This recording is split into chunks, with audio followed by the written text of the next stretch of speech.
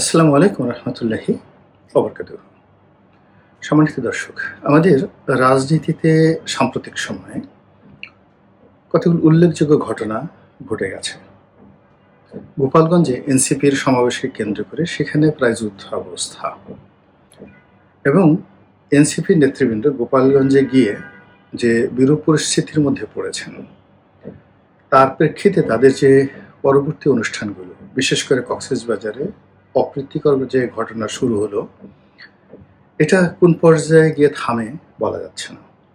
ইতিমধ্যে গোপালগঞ্জের ঘটনাকে কেন্দ্র করে এনসিপি নেতাদের একটি যে কথাবার্তার অডিও রেকর্ড ভাইরাল হয়ে পড়েছে, এবং গোপালগঞ্জে সে যারা নিহত হয়েছেন তাদেরকে কারা খুন করলো বা গুলি করলো, তারা কিভাবে মরলো, তাদের রাজনৈতিক পরিচয় কি, এবং সেখানে এখনো 144 ধারা বলবৎ রয়েছে। এর আগে তা এখানে কারফিউ ছিল, এবং সেই ঘটনাকে কেন্দ্র করে আওয়ামী লীগ হরতাল ডেকেছে, এবং হরতালকে সফল করার জন্য সেই পুরনো নিয়ম অনুযায়ী বেশ কয়েকটি বাস তারা আগুন ধরিয়ে দিয়েছে, বা কে বা কার আগুন ধরিয়ে দিয়েছে, এবং এর প্রেক্ষিতে অনেক জায়গাতে বিচ্ছিন্নভাবে হরতাল পালিত হয়েছে। আবার অনেক জায়গাতে হরতালের ন্যূনতম নামগন্ধ পর্যন্ত নেই। এটা হলো বাস্তবতা।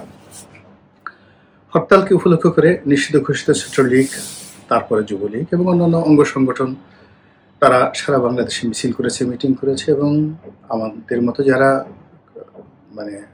রাজনৈতিক বিশ্লেষক রয়েছেন, আলোচক রয়েছেন, রাজনীতিবিদরা রয়েছেন, তারা গত কয়েকদিনে বাংলাদেশে ঘটে যাওয়া ঘটনাপুঞ্জি নিয়ে যত আলোচনা করছেন, সব আলোচনায় ঘুরে ফিরে একটা কথা আওয়ামী লীগ, একটা কথা শেখ হাসিনা। তো শেখ হাসিনা, যারা আওয়ামী লীগের যারা লোকজন, তারা তাকে আপা ডাকেন, আর আওয়ামী লীগ যারা বিরোধী লোকজন রয়েছেন, তারা এই আওয়ামী লীগ নেতাদের মুখে আপা আপা ডাক, এটাকে ঠাট্টা করে আপা ডাকেন। তাহলে আপা যে শব্দটি, এটির দুটো অর্থ রয়েছে বাংলাদেশে। একটা হলো সম্মান এবং মর্যাদা, ভালোবাসা, আনুগত্যের একটা প্রতীক, যেটা আওয়ামী লীগের নেতাকর্মীরা তাদের সভানেত্রীর প্রতি প্রদর্শন করেন। আর দ্বিতীয়ত, আওয়ামী বিরোধী শক্তি যারা আছে তারা ঠাট্টা করে বলেন, ওই যে তোদের আপা, তোদের ছেড়ে চলে গেছে, তোরা সবাই মরে যাচ্ছিস, মামলা খাচ্ছিস, মোকদ্দমা খাচ্ছিস, লাথি গুঁতো, তোদের জীবন তছনছ হয়ে যাচ্ছে, আর আপা ওখানে গিয়ে রাজনৈতিক মেহমান হয়ে সেই রাজার হালে রাজস্বিক ভোগবিলাস তিনি করছেন, আর ওখানে বসে বসে মাঝে মাঝে বক্তৃতা দিয়ে, বিবৃতি দিয়ে, কথা বলে তোদের জীবনকে একেবারে শেষ করে দিয়েছে। আর কতকাল তোরা আপার আশায় থাকবি? আপা আর আসবে না, আপা আর বাংলাদেশে কোনোদিন আসবে না, সম্ভব না। এখন আপা বাংলাদেশে আসবেন নাকি আসবেন না, এটি নিয়ে আলোচনা করব। আর দ্বিতীয়ত, আপার যে দল, যে দলের তিনি সভানেত্রী, আওয়ামী লীগ, সে আওয়ামী লীগ বাংলাদেশের রাজনীতিতে থাকবে কি থাকবে না, এটি নিয়ে আলোচনা করব। এই বিষয়গুলো বোঝার জন্য গত কয়েকদিনে আপনি যদি রাজনীতির মেরু করেন দেখেন, সেখানে স্পষ্টভাবে দেখবেন যে বাংলাদেশের ধর্মীয় যে সংগঠনগুলো রয়েছে, মোরালেস সবাই একটি ছাতার তলে ঐক্যবদ্ধ হয়ে গেছে। দু একটি রাজনৈতিক দল বিচ্ছিন্নভাবে আলাদা আছে, কেউ কেউ বিএনপির সঙ্গে সম্পর্ক বজায় রাখছে, কিন্তু তলে তলে সবাই জামাতের নেতৃত্বে মোটামুটি ঐক্যবদ্ধ হয়ে গেছে।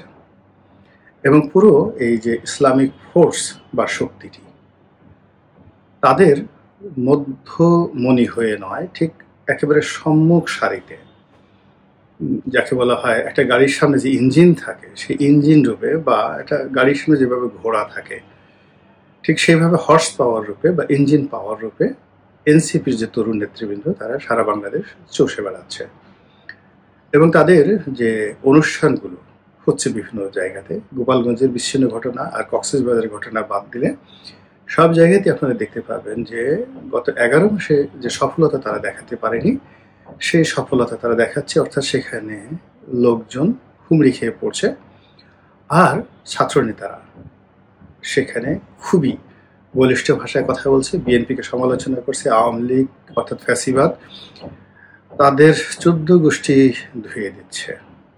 এর মধ্যে যে কথা শোনা যাচ্ছিল যে সেনাবাহিনীর সঙ্গে ডক্টর মোহাম্মদ ইউনূসের যে দূরত্ব, সেই দূরত্ব বাড়ছে, কিন্তু সম্প্রতি দেখা গেল যে ডক্টর মোহাম্মদ ইউনূস ক্যান্টনমেন্টে গিয়েছেন এবং একটি অনুষ্ঠানে সেনাবাহিনীর ঊর্ধ্বতন কর্মকর্তাদের সঙ্গে তিনি বৈঠক করেছেন বা ছবি তুলেছেন।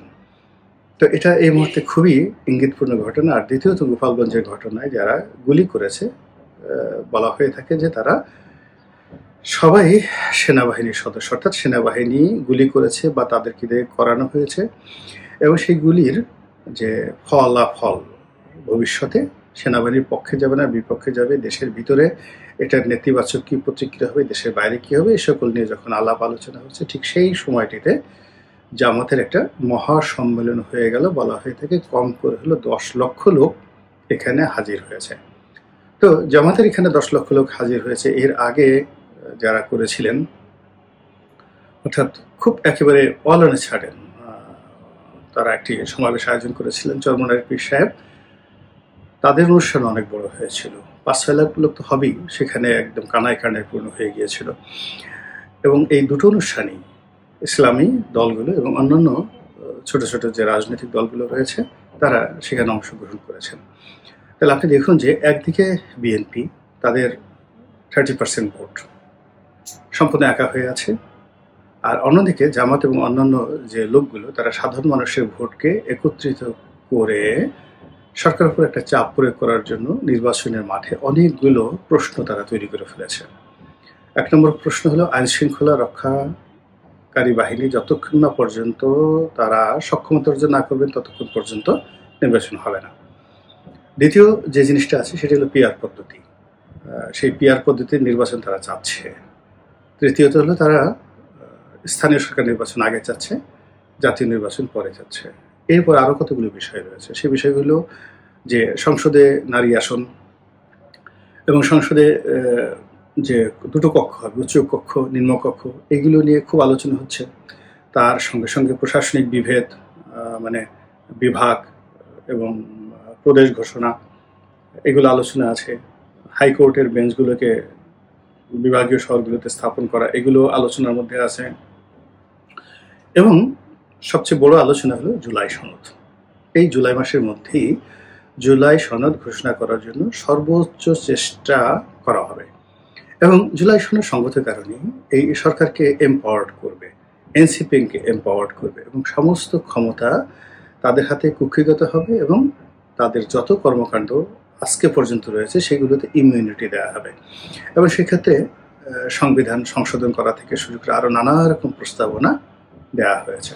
তো বোঝার চেষ্টা করুন যে যা কিছু করার চেষ্টা করা হচ্ছে, এতে করে আগামী যে 2 সপ্তাহের মধ্যে বা 3 সপ্তাহের মধ্যে, আগস্ট মাসের 10 তারিখের মধ্যে পুরো বাংলাদেশ উত্তাল অস্থির হয়ে পড়বে। কোনো পরিস্থিতি কারো নিয়ন্ত্রণে থাকবে না, এবং চারিদিকে একটা শূন্যতা তৈরি হবে। সেই শূন্যতা অলমোস্ট সারা বাংলাদেশের যে ভোটের বাজার, সেই ভোটের বাজারকে ছিন্ন বিচ্ছিন্ন করে দেবে। প্রথমত আওয়ামী লীগের যে 35% ভোট রয়েছে, তার সহযোগীদেরকে নিয়ে এই ভোটের সংখ্যা আরও অনেক বেশি। বিএনপিরও 30, তারা যখন বিরোধী দলে ছিল, এখন যেহেতু তারা নির্বাচনে জয়ী হওয়ার একটা সম্ভাবনা পৌঁছে গেছে, এই জন্য তাদের ভোট 5% বেড়ে গেছে। আওয়ামী লীগের ভোট 5% ধরে নেন কমে গেছে, তাহলে আওয়ামী লীগের ভোট 35 থেকে 30-এ নেমে এসেছে, আর এদের ভোট 30 থেকে 35-এ চলে এসেছে। এটি সাধারণত এই দুটো দলে আমরা ভোটের সমীকরণ 1991 থেকে আজ অবধি দেখে আসছি। তো এর সঙ্গে তাদের সহযোগীদের ভোট এবং অন্যান্য যা কিছু আছে, সব ভোটগুলো সব এলোমেলো হয়ে গেছে। মানে বিএনপি এবং আওয়ামী লীগের ভোটগুলো এলোমেলো হয়ে গেছে, আর সেই এলোমেলো ভোটগুলো কুড়ানোর জন্য ইসলামী দলগুলো চেষ্টা করছে, এবং তাদের সেই চেষ্টাটা আসলে ভোটের জন্য নয়, তাদের সেই চেষ্টাটা ভোট পিছিয়ে দেওয়ার জন্য, তাদের সেই চেষ্টাটা বিএনপিকে ক্ষমতা থেকে যতটা সম্ভব দূরে রাখা, এবং কোনো কারণে যদি নির্বাচন হয়ে যায় সেক্ষেত্রে বিএনপি যেন কোনো অবস্থাতেই প্রধান রাজনৈতিক শক্তি একক সংখ্যাগরিষ্ঠতা নিয়ে সংসদে সেই প্রাচীন পদ্ধতি নিয়ে তারা স্বৈরাচারী শাসন ব্যবস্থা অতীতের মতো প্রতিষ্ঠা করতে না পারে, এইরকম প্রচার এবং প্রপাগান্ডা চালিয়ে সারা বাংলাদেশ তছনছ করে ছেড়ে দিচ্ছে। এবং এরকম যখন একটা ভ্যাকুয়াম তৈরি হয়, সেই ভ্যাকুয়ামের মধ্যে আওয়ামী লীগের ফিরে আসার যথেষ্ট আতঙ্ক থাকে। সেক্ষেত্রে আওয়ামী লীগের রাজনীতিতে পুনর্বাসিত হওয়ার যথেষ্ট সুযোগ থাকে এবং এরকম একটা পরিস্থিতি যদি তৈরি হয়ে যায় তাহলে সেক্ষেত্রে আওয়ামী লীগকে স্পেস করে দেওয়ার জন্য দেশের যে কোনো এই যে দুটো পরস্পরের বিরুদ্ধে রাজনৈতিক শক্তি রয়েছে তারা যে কোনো একটি গ্রুপ অগ্রগামী হয়ে আওয়ামী লীগকে সামনে নিয়ে আসতে পারে, এটাই একেবারে স্বাভাবিক। This is one. Second thing হলো আপা আসবেন কি আসবেন না। যদি স্বাভাবিক নিয়ম ধরেন আপা আসার কোনো সম্ভাবনা নেই। যদি সুন্দর একটা নির্বাচন হয়, বিএনপি যদি ক্ষমতায় আসে, তারপর অন্যান্য রাজনৈতিক দলগুলো তারা যদি সংসদে কার্যকর থাকে, সেক্ষেত্রে নিয়মতান্ত্রিক পদ্ধতিতে আওয়ামী লীগের সভানেত্রী হিসেবে তার বাংলাদেশে প্রত্যাবর্তন একেবারে অসম্ভব একটা বিষয়। দ্বিতীয়ত, যদি বিএনপি 5 বছর ক্ষমতায় থাকে তাহলে শেখ হাসিনার বয়স 85 বছর হয়ে যাবে এবং তার যে শারীরিক অবস্থা এবং তার যে মানসিক অবস্থা সেটি বর্তমানে যিনি বেগম জিয়া আছেন তার সাথে আরও খারাপ অবস্থা হবেন এবং তাকেও হুইল চেয়ারে করে ঘোরাফেরা করা লাগতে পারে। কাজেই তার ফিরে আসার সম্ভাবনা যদি স্বাভাবিক প্রক্রিয়া থাকে তাহলে অসম্ভব একটা বিষয়। কিন্তু যদি অস্বাভাবিক কিছু ঘটে এবং যেহেতু অস্থির উত্তপ্ত রাজনৈতিক মাঠ, এখানে অস্বাভাবিক সব কিছু ঘটার জন্য সকল পক্ষ প্রস্তুত হয়ে আছে। এখন যারা রাজনৈতিক পক্ষ আওয়ামী লীগ ছাড়া তারা সবাই পরস্পরের মুখোমুখি হয়ে এতটা রাগান্বিত, এতটা ক্রোধান্বিত এবং এতটা একে অপরের প্রতি বিষোদ্গার করছে যে যে কোনো দুর্ঘটনা যে কোনো সময় ঘটে যেতে পারে এবং সেই দুর্ঘটনা রক্তারক্তি, হানাহানি, মারামারি, কাটাকাটি থেকে শুরু করে আরও অনেক কিছু। এবং এখানে এগুলো বন্ধ করার জন্য যে ইফেক্টিভ রাষ্ট্রশক্তি দরকার, সেনাবাহিনী দরকার, পুলিশ বাহিনী দরকার, এদের যে কার্যকারিতা কতটুকু সেটা আমরা গোপালগঞ্জের মতো একটা ছোট্ট শহরে দেখেছি যে এই ছোট্ট শহরে আইন শৃঙ্খলা নিয়ন্ত্রণ করতে গিয়ে একেবারে সেনাবাহিনীর সর্বোচ্চ শক্তি প্রয়োগ করার পরেও সেখানে পরিস্থিতি নিয়ন্ত্রণ করা যায় নাই। অর্থাৎ মানুষের ভিতরে ডর ভয় একেবারে চলে গেছে এবং একবার এই যে মানুষের মধ্যে যে ভয়ের ভাবটা চলে গেছে এবং বিচার নিজের হাতে তুলে নেওয়ার যে প্রবণতা দেখা দিয়েছে, এটা মহা সর্বনাশ না ঘটা পর্যন্ত সাধারণত এই জায়গা থেকে ফিরে আসা যায় না। তো এই যে মব সংস্কৃতি, তারপরে একে অপরের চরিত্র হরণ, একে অপরকে ছোট করা, একে অপরকে তুচ্ছ তাচ্ছিল্য করা, একে অপরকে চ্যালেঞ্জ জানানো এবং এখানে ভেদাভেদ নেই। হাতি এখানে চামচিকাকে তার প্রতিদ্বন্দ্বী মনে করতে পারে, চামচিকা হাতিকে গিয়ে একটা কামড় দিয়ে আসতে পারে। এইরকম একটা পরিস্থিতি পুরো রাজনীতির ময়দানে চলে আসছে। ফলে এই পরিস্থিতিতে সাধারণত যা হয় বহির্শত্রু বহির্দেশ এখানে নাক গলায়। অতীতে সবসময় আমরা এটা দেখেছি, আমাদের মহান মুক্তিযুদ্ধেও আমরা এটা দেখেছি যে আমরা যখন নিজেরা এরকম একটা অবস্থার মধ্যে চলে আসি তখন বহির্শত্রু বা বহির্দেশ বা বন্ধু দেশ এখানে নাক গলায়। তো সেক্ষেত্রে যদি ভারত পাকিস্তান নাক গলানোর চেষ্টা করে, চীন নাক গলানোর চেষ্টা করে, আমেরিকা নাক গলানোর চেষ্টা করে, পুরো জমিনটি একটা উত্তপ্ত গলিত লাভার ভূমিতে পরিণত হবে এবং সেখানে কারা টিকে থাকবে, কারা লাভার নিচে পড়বে, কারা কি করবে এটা এই মুহূর্তে বলা যাচ্ছে না। তবে ওইরকম একটা অবস্থাতে যদি আপা অট্ট হাসি দিয়ে হঠাৎ করে বাংলাদেশে টুস করে ঢুকে পড়েন, অনেক আশ্চর্য হতে পারেন, কিন্তু কেউ কেউ আশ্চর্য হবেন না। আল্লাহ আমাদের সবাইকে হেদায়েত দান করুন এবং হেফাজত করুন। আসসালামু আলাইকুম ওয়া রাহমাতুল্লাহি ওয়া বারাকাতুহু।